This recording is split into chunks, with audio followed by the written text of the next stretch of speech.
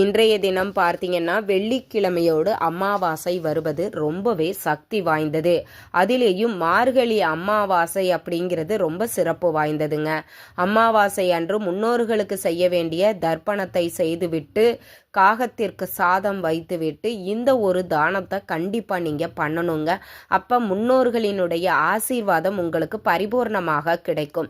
என்ன தானம் செய்ய வேண்டும் அப்படின்னு பார்த்தீங்கன்னா, வெள்ளிக்கிழமையோடு அமாவாசை வரக்கூடிய காரணத்தினால சுக்கிர பகவானுக்கு உகந்த வெள்ளை மொச்சை வாங்கி தானம் பண்ணலாம். அன்னதானம் செய்ய வேண்டும். யாராவது ஒருவருக்கு ஒருவேளை உணவாவது உங்கள் கையால் வாங்கி கொடுங்க. முன்னோர்கள் அவங்க ரூபத்தில் வந்து உங்கள் கையால் வாங்கி சாப்பிடுவாங்க அப்படிங்கிறது ஐதீகம்.